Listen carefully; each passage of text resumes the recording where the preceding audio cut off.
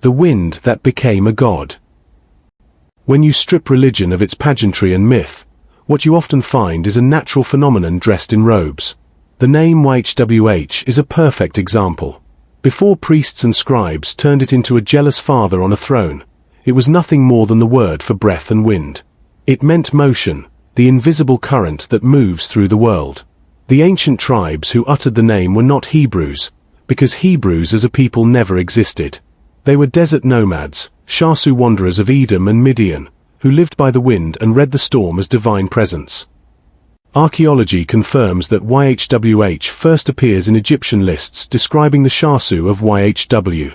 These were small bands of people whose home lay in the southern deserts where the air burns and the sand never rests.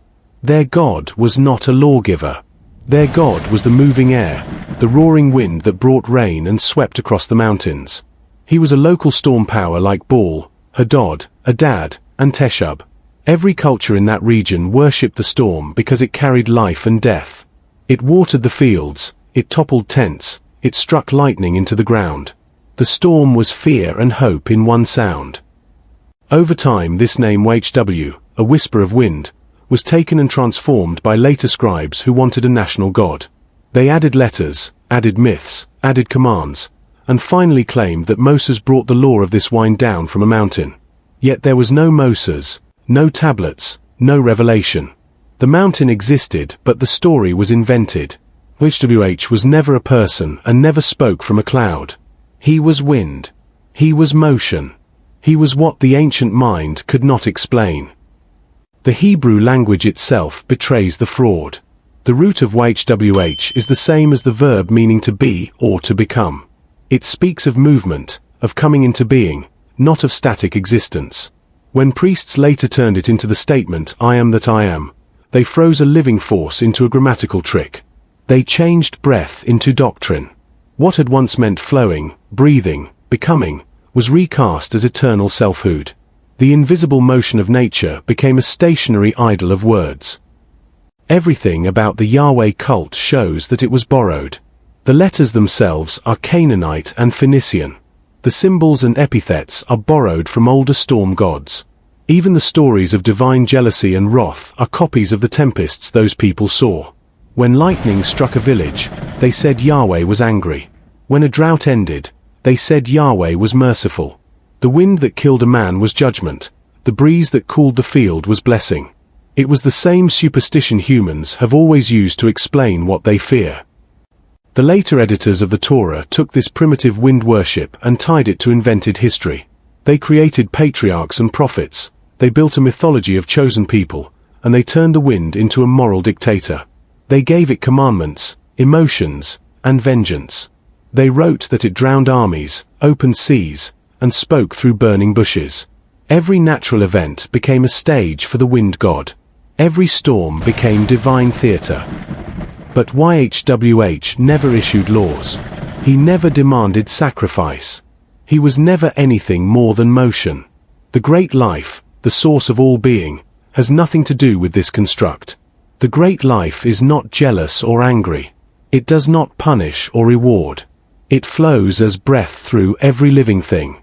YHWH was only the human attempt to name one aspect of that movement, the wind. Later generations mistook the part for the whole and worshipped it as a person. The notion of Hebrew identity itself was built on that misunderstanding. The word Hebrew comes from the term haparu, meaning wanderers or laborious. It was never an ethnicity, it was a description. There was no race of Hebrews, no nation wandering the desert, no covenant on Sinai. The so-called Hebrew people were literary inventions used to give legitimacy to the religion of empire. Their supposed god was a localized weather phenomenon that got promoted to deity status when political rulers needed divine authority.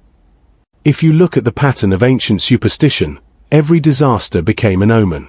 When a child died, they blamed spirits. When crops failed, they said the god was angry. When lightning struck a tree, they believed heaven had spoken. The same primitive reasoning produced Yahweh. The storm killed, therefore the storm must have will. The wind moved, therefore it must think. It was a small step from reverence for nature to obedience to a god. The tragedy is that humanity took a simple truth, the living motion of the universe, and chained it inside religion. They turned air into authority. They reduced the great breath of existence to a tribal idol that orders war and demands worship.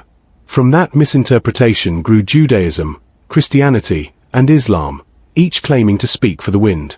They replaced the natural rhythm of life with fear and law. But the real meaning of YHWH still whispers through the noise. It is the sound of breath. It is the word you cannot pronounce because you are already saying it every moment you live. It is the inhalation and exhalation of being. The name of God is the motion of existence itself. The mistake was to give it personality. The truth is that the wind does not judge, it simply moves. Understanding this strips the illusion away. There was no revelation on a mountain. There was no people chosen by the wind. There was only the rise of rulers who used ancient weather magic to control minds. The name YHWH did not come from heaven. It came from the sound of air, from the oldest of all realities, from the breath that moves through every living creature. To say that YHWH means wind is not to be poetic. It is to restore the word to its origin. It was never about being. It was about becoming. It was never about authority. It was about movement. The breath of life belongs to the great life, not to the false gods of empire. The air moves where it will, and no scripture can own it. Veritas lux mea. Veritas